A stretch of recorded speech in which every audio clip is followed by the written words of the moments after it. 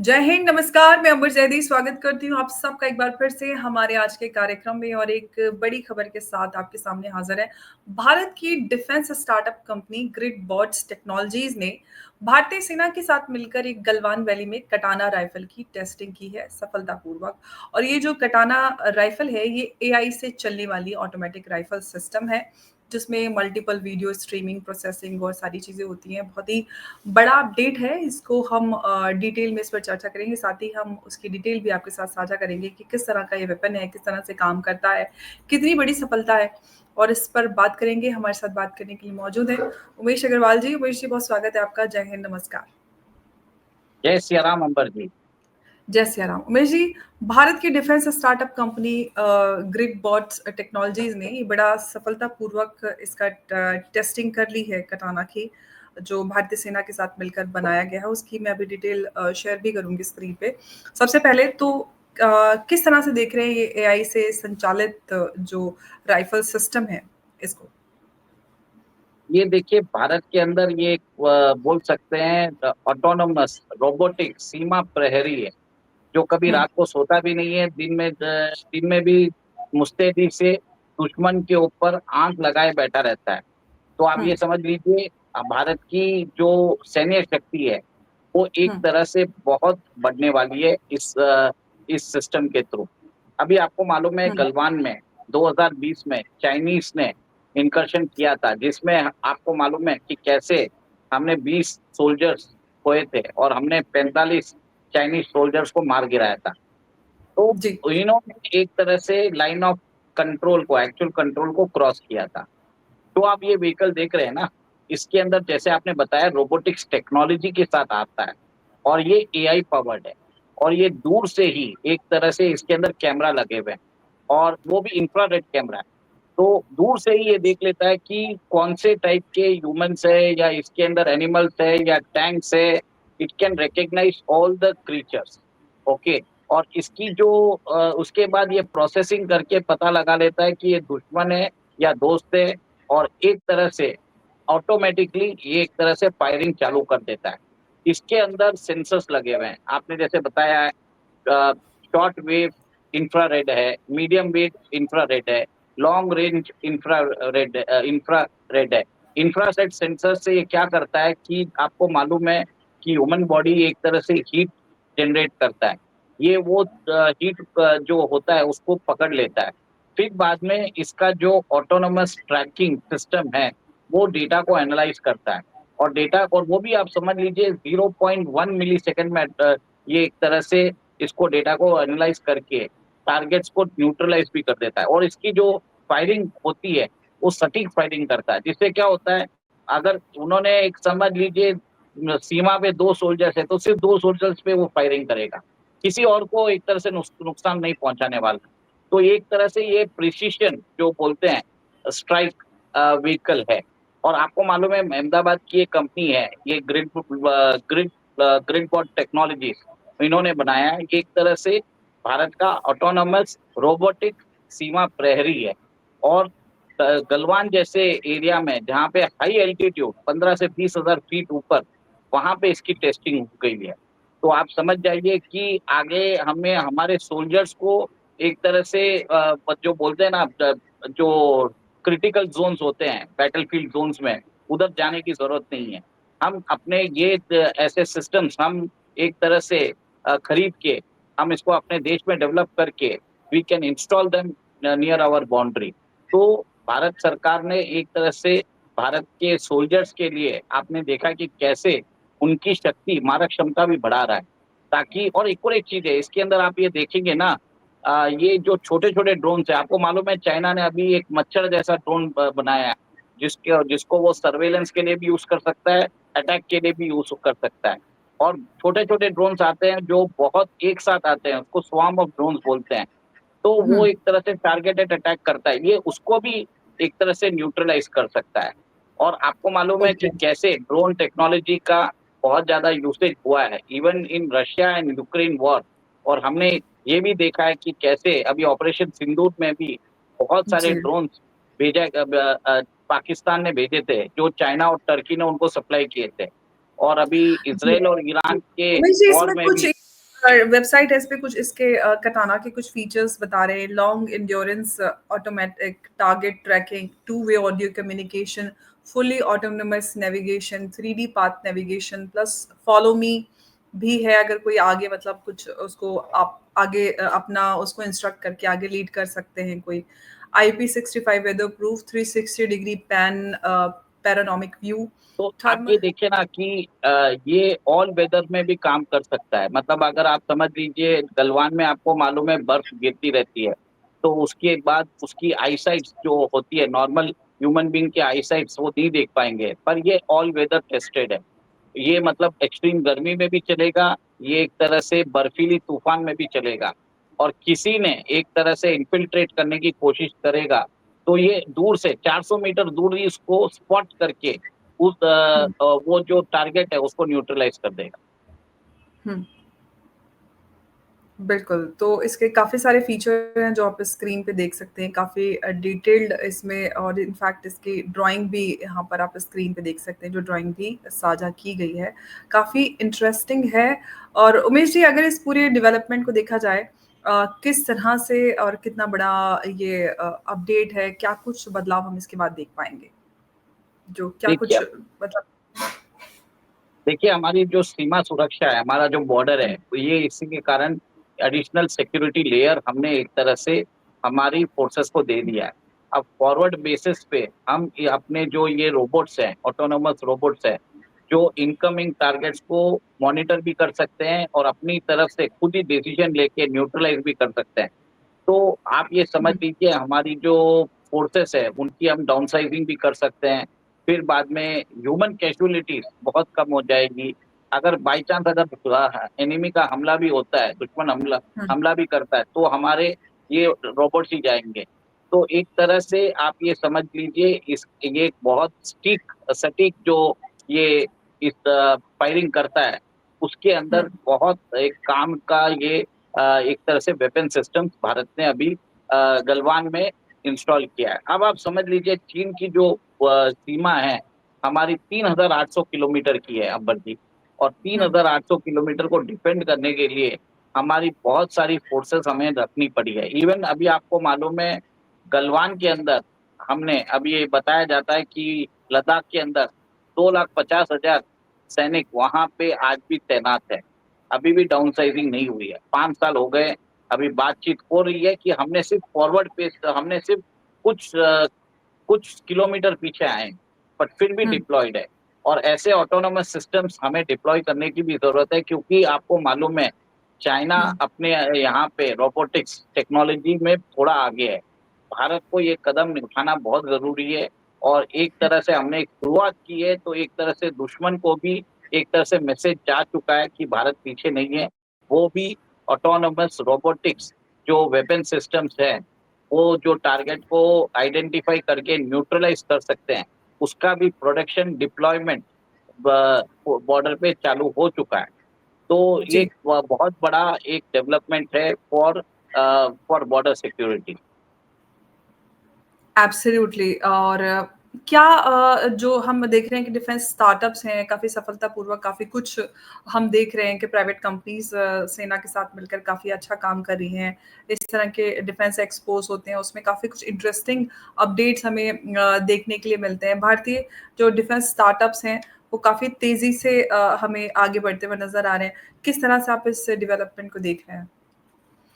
देखिए last budget में मोदी जी ने 1 लाख करोड़ रुपए एक तरह से डिफेंस स्टार्टअप्स के लिए अनाउंस किया था। अब आप देखिए देश के अंदर जो भी हमने ऑपरेशन सिंदूर में भी देखा था कि वहां पे भी जो ड्रोन यूज किया था, नागस्त्र हो या एल्बिट टेक्नोलॉजीज के साथ मिलकर अल्फा टेक्नोलॉजीज ने ड्रोन बनाया था, वो बहुत कारगर साबित हुआ था। तो भारत के अंदर एक इकोसिस्टम बनता जा रहा है, जिसमें स्टार्टअप्स एक बहुत अहम भूमिका निभा रहे हैं वेपन सिस्टम डेवलप करने में। और बहुत ज्यादा तो ये ड्रोन टेक्नोलॉजी के अंदर आप ये देखें कि हम एक क्वांटम लीप लेने वाले हैं। और जी। देश के अंदर भारत सरकार खुद इनको सपोर्ट कर रही है, इनको फंड कर रही है। इनकी टेक्नोलॉजी अगर यूजफुल होती है तो उसको एक्वायर भी कर रही है और फर्दर ऑर्डर्स देके कंपनी को बढ़ा भी रही है। ये पहले देश के अंदर देश की रिक्वायरमेंट, सुरक्षा रिक्वायरमेंट को पूरी करेंगे, फिर बाद में ये एक तरह से विदेशों में भी इसको एक्सपोर्ट करेंगे। अब आप देख लीजिए, ये जो ऑटोनोमस सिस्टम है, अगर इसके अंदर पैरामीटर्स डाल दिया जाए, ये ना सिर्फ चीन बॉर्डर, हमारे बांग्लादेश बॉर्डर में भी बहुत काम आने वाला है। क्योंकि इसके अंदर हम बुलेट्स ना डाल के, अगर समझ लीजिए कुछ और डाल दे, जिसके कारण अगर कोई सीमा पार करने की कोशिश करता है, तो हम उनको एक तरह से इंजर कर सके, मतलब एक तरह से शूट करके उनको एक तरह से बेहोश कर दे। तो ये सब काम में भी यूज हो सकता है। इसके अंदर हुँ, बहुत सारे इसके एप्लीकेशंस हैं, और मेरा ये मानना है कि भारत के अंदर हमारे जो सिक्योरिटी फोर्सेस है, बॉर्डर सिक्योरिटी फोर्सेस है, उनके लिए ये एक तरह से बोलते हैं ना कि डिजिटल वर्जन ऑफ सीमा प्रहरी, ऑटोनोमस, आप समझ लीजिए रोबोटिक टेक्नोलॉजी हम यूज कर चुके हैं। भले ही इसको हमने अभी तक वो शेप नहीं दिया है, ह्यूमन फॉर्म का शेप नहीं दिया है, पर आप देख लीजिए ये ऑल टेरेन में चल सकता है। इसके अंदर it has been tested above 20,000 feet, Galwan में हुँ। टेस्ट कर चुके हैं। तो आप समझ जाइए कि क्या बात, इसके अंदर कितनी इसकी जो मारक क्षमता है, वो भी 400 मीटर दूर तक का ये कर सकता है। तो क्या हम ये देख सकते हैं कि ये जो हमारा ये एआई संचालित ये राइफल सिस्टम है, इसको अब भारत और देशों को भी दे पाएगा आने वाले समय में? ज़रूर, क्योंकि आपको मालूम है, पहले तो भारत अपनी खुद की रिक्वायरमेंट पूरी करेगा, और इसका जब आप देखेंगे कि अगर बाय चांस ऑपरेशन सिंदूर 2 चालू हो जाता है, और हमारा ये सिस्टम अब पाकिस्तान के ऊपर टेस्ट कर लेते हैं, इसका इफेक्टिवनेस भी मालूम पड़ जाएगा। तो हमें एक तरह से छोटा-छोटा वॉर करते रहना चाहिए। तो जिससे क्या होता है कि हम जा जो हमारे अपग्रेडेड वेपन सिस्टम्स है, हम टेस्ट हुँ, कर सकते हैं, बैटल टेस्टेड रहेंगे, फिर हम हुँ। इसको मार्केट भी कर सकते हैं फॉर एक्सपोर्ट एज़ वेल। जी। एब्सोल्युटली। अब सवाल ये है कि भारत में हम डिफेंस सेक्टर में देख रहे हैं कि भारत की जो कंपनियां हैं वो काफ़ी अच्छे से काम कर रही हैं। हमने ग्रिड बॉट्स टेक्नोलॉजीज की बात की जिसने कटाना जो राइफल सिस्टम है उसको टेस्ट किया। अब सवाल ये है कि कुछ कुछ जो हिंड्रेंसेस हैं वो अभी भी फिर भी हम किसी किसी प्रोजेक्ट में देखते हैं जिसमें हम फाइटर जेट्स की इंजन की बात करते हैं, वहाँ पे डिलेज नज़र आते हैं। तो वो जो कुछ ब्लॉकेजेस हैं उस वो कहीं न कहीं हम वो कहते हैं कि काफ़ी कुछ अच्छा-अच्छा चलते-चलते बीच में कुछ-कुछ चीज़ें ऐसी आती हैं, उसको लेकर अभी हमेशा फाइटर जेट को लेकर बात होती रहती है कि हम आखिर इंजन में ही क्यों अटक जाते हैं? हालाँकि जो जी इंजन की अब डिलीवरी थी वो स्टार्ट हो रही है। जी। देखिए, अमर जी, आपको ये बता दूँ कि यूएस के साथ हमारे रिश्ते अच्छे नहीं चल रहे हैं, और हुँ, हमने तो उनको बोल दिया है कि ट्रेड डील आपको हम आपके साथ ट्रेड डील करना चाहते हैं, ये हमारी जी। इच्छा है। बट हम डेस्परेट नहीं हैं आपके साथ डील करने के लिए। आपने जिस हिसाब से बोला है कि एग्रीकल्चर कमोडिटीज़ के ऊपर हुँ, आप एक तरह से इसको इसको फ्री करिए, इसका ड्यूटीज़ कम करिए, वो होने हुँ, वाला नहीं है। क्योंकि हुँ। हमारे देश में आपको बता देता हूँ, जी। 50% of the population is hmm, dependent on agriculture. America absolute की कितनी भी अगर वो माँग आ जाए, कोई भी सरकार हुँ, नहीं कर पाएगी। ये डोनाल्ड ट्रम्प को समझ जाना चाहिए, या उनके एब्सोल्यूट एडवाइज़र जो उनको ये बता रहे हैं, ये समझा नहीं पा रहे हैं। ये अपने मागा सपोर्टर्स, जो मैक्सिमम जिनके पास लार्ज एग्रीकल्चर लैंड्स हैं, उनके सपोर्ट के लिए ये एक तरह से टफ स्टैंड लेते जा रहे हैं। बट आप ये देखिए, ये टफ स्टैंड सिर्फ इंडिया के लिए ले रहे हैं, बाकी सब कंट्रीज़ के लिए नहीं ले रहे हैं। तो इसका मतलब है कहीं न कहीं इनके एडमिनिस्ट्रेशन में मेरा मानना है कि एंटी इंडिया जो थिंक टैंक है वो इन्फिल्ट्रेट कर चुका है। और जिस हिसाब से ये पाकिस्तान को सपोर्ट कर रहे हैं, तो इनको जो गाइडेंस मिलनी चाहिए वो सही नहीं मिल रही है। ये मेरा मानना है। और देखिए, जी। जीई का इंजन दे नहीं दे उससे कोई फ़र्क नहीं पड़ता।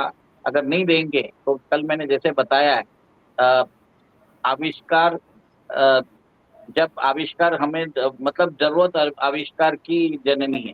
तो हमें आविष जब होना आवश्यकता आविष्कार की जननी है। आवश्यकता आविष्कार की जननी है, तो वो होने ही वाला है। मद हुँ, necessity is the mother of invention. This is going to happen. थोड़ा-सा मालूम है, चेंज डिफ़िकल्टी होगी, भले ही हमारे एयरक्राफ्ट थोड़े कम रहेंगे, तो कोई प्रॉब्लम नहीं है। हमारे missile defence systems are effective, हमारी बैलिस्टिक मिसाइल्स आर इफेक्टिव, हमारी हाइपरसोनिक मिसाइल्स इफेक्टिव है। और कल हुँ, मैंने बताया था कि कैसे हम बंकर बस्टर मिसाइल भी बना रहे हैं। तो अगर ज़्यादा किसी ने मस्ती की तो हम बंकर बस्टर मिसाइल फेंक देंगे। और अगर ज़्यादा उससे ज़्यादा किया तो न्यूक्लियर मिसाइल तो है ही हमारे पास। कलाम सीरीज़ के साथ भी है, 8000 किलोमीटर बना रहे हैं हाइपरसोनिक मिसाइल्स के थ्रू। तो कोई भी दुश्मन भारत एब्सोल्युटली सेफ है। बट यस, फाइटर एयरक्राफ्ट होना ज़रूरी है और उसको सैबोटाज अमेरिका कर रहा है। बट एक खुशखबरी की बात है कि रशिया हमको हेल्प करने के लिए तैयार है। सुखोई 57 हम एक तरह से लेने वाले हैं। और आपने देखा है कि F-35 जो कबाड़ है वो तिरुवनंतपुरम के एयरपोर्ट में पड़ा हुआ है। तो हुँ। जैसे भारत ने इनफैक्ट उसको लॉक। मैं रात उस पे वो देख भी रही थी अपडेट के वो जब जितने दिन यहाँ पर रहा है उसकी पार्किंग के चार्जेस भी देने पड़ेंगे। हाँ, उसको उसको पार्किंग के चार्जेस भी देने पड़ेंगे और वो कबाड़ कब उठा के लेके जाएंगे हमको वो भी नहीं मालूम। हमने उनको बोल दिया आप नहीं ठीक कर सकते तो हम ठीक कर देते, तो उन्होंने मना कर दिया, नहीं आप हाथ भी मत लगाइए, आप अपने हैंगर में भी मत लेके जाइए। तो वहां पे वो वीआईपी पार्किंग लेके बैठा उनको हुआ है। उनको ये लग रहा होगा कि कहीं कुछ टेक्नोलॉजी या कुछ रिवर्स इंजीनियरिंग या कुछ ना हो जाए, देख ना ले क्या हो रहा है इसके अंदर तो सारी देखिए, चीजें। हमको हमको करना रहेगा, वो कर लेंगे। हमको उनको पूछने की जरूरत नहीं है, सीधी बात है। हाँ, नहीं मैं वो आपको बात तो है। बता रहा हूँ, भारत भारत के अंदर आपको जब मालूम है एक से एयरक्राफ्ट आपके पास है फाइटर जेट तो आप कुछ भी कर सकते हैं, आप हमारी टेरिटरी में है तो किया जा सकता है मतलब नहीं, अगर देखिए, करना चाहें तो। But since we are democratic and ethical nation, हम लोग ऐसी हरकत, हम चाइना तो है नहीं, ऐसी हरकतें करते नहीं है और जरूरत भी नहीं है। नहीं, हम उस कबाड़ को देखने की भी हमारी इच्छा नहीं है। वो अमेरिका अपने अच्छा। पास रख सकता है, हम तो चाहते हैं कि जल्दी से लेके चले जाए और अपना C-30 भेजे उसको बुलेट कार्ट में, जैसे उसको उठा के लेके जाए तो बढ़िया है। आप सोचिए 10 दिन से उसका हाइड्रोलिक्स काम नहीं कर रहा है, तो कहीं ना कहीं भारत ने उसको लॉक करके उनका जो सॉफ्टवेयर है उसको एक तरह से खराब कर दिया है।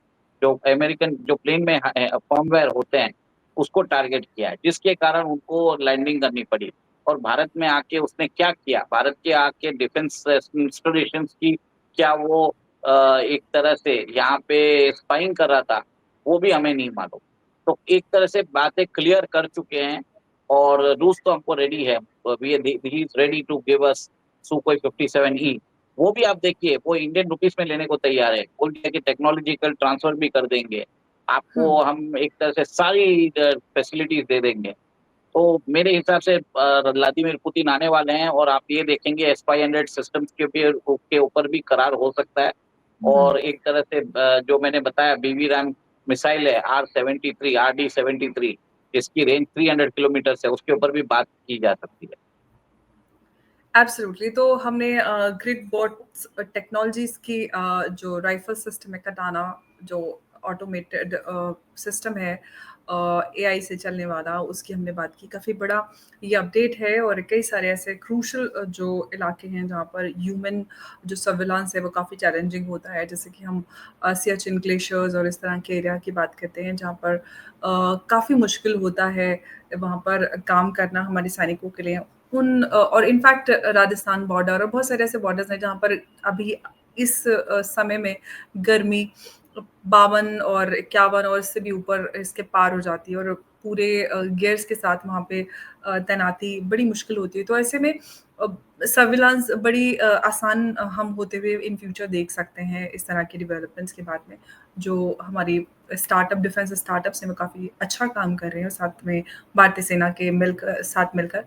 तो हम आने वाले समय में देखते हैं कि जिस तरह से भारत सरकार, सेना और हमारी जो कंपनीज़ हैं, वो आगे बढ़ रही हैं, काफ़ी कुछ हमें अ बदलाव हमें डिफेंस सेक्टर में नज़र आएगा। उमेश जी, धन्यवाद आपका हमारे साथ आज की इस चर्चा में जुड़ने के लिए। नमस्कार, जय हिंद, जय भारत। जय सिया राम। जय सिया राम।